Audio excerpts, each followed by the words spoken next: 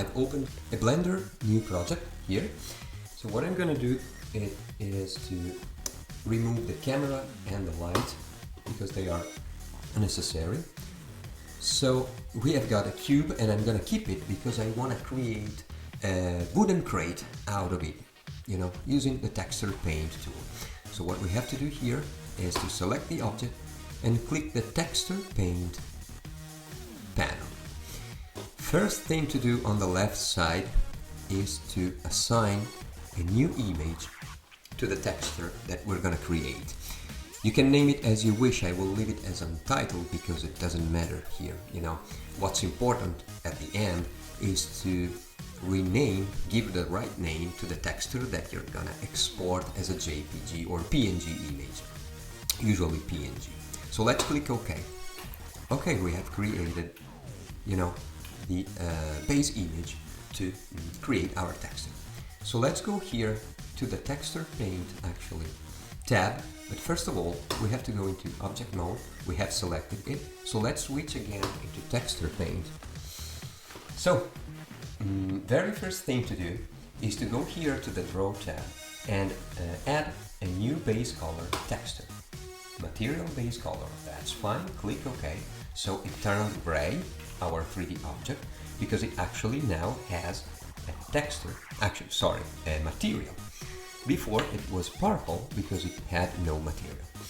So let's click here on the texture, you know, properties, click new, and let's open, so import our texture. Right now I have a wood square image, as you can see it, and it's pretty fine for me, for what I need to create, okay? So let's go back here to the draw section and assign here on the texture option, expand it, and select the mapping as stencil. The magic occurs here. So now you're ready to use this image as a paintbrush for your 3D object. Use the mouse wheel to zoom in and zoom out both the 3D object, or if you even hold the shift key on your keyboard, you can, and the right click of your mouse, you can zoom in and out your image, your brush image too. So let's try to fit it well in order not to create blank areas while painting our object. So it's not an easy job, but we'll figure it out. Okay, that's fine for me. So you can select the radius of your brush, and I'm gonna make it pretty big like this, so it will be faster for me to paint everything here. One last thing is to go here and select the material base color. Okay, so we will get the texture created while painting on the 3D object. Let's start. I'm painting it. I'm painting one face, and you can see it here. Okay, so the first face is created. Let's turn our 3D object and paint all the other faces, you know.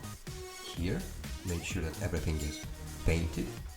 Let's go on the other side. Paint here. And again to the last side of the horizontal axis. So now let's go to the bottom of our cube and paint it. Let's go to the top of our cube and paint it again. Okay, so it looks like we already are fine, let me do like this, on creating our texture for this object. Let's check it out. We can check the object. It looks like it's painted and it's fine. So it looks exactly what I wanted it to be. Okay, so let's export this image, save as on our desktop, a PNG file, save as our texture. So it will be wood_tx. TX stands for texture for me. Okay, save image. Then we can go back to layout and do file, export FBX, and export our 3D object as like a crate. Why FB object? Because I'm gonna import it into Unity in a couple of seconds, and FBX is the right format for Unity 3D objects. Export FBX. So I've got actually a blank Unity project here. Let's put it down. And I have my Wood and Create FBX files here. All you have to do is to go into the Assets Scenes and drag and drop your objects. Okay, so you have the Create, and you can see that it actually already has the texture applied and the Wood texture. Okay, so let's drag our Create here, or even another one.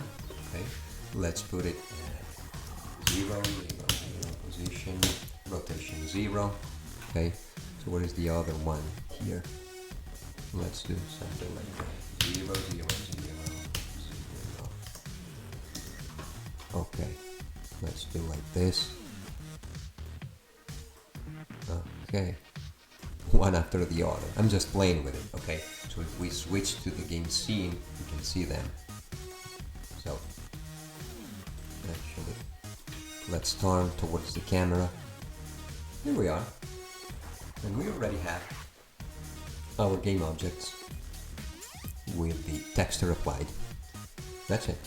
One good practice though that I usually do is to actually select my texture image and drag it over the object.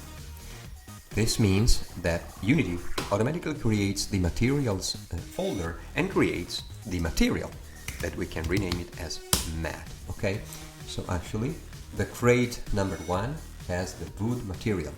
The crate number 2 has a material with no name, so we can drag and drop our wood material. Both of them have the same material now, so you will be very well organized while working with material and textures. Okay, that's pretty much it. Hope you found it useful, and see you on the next video.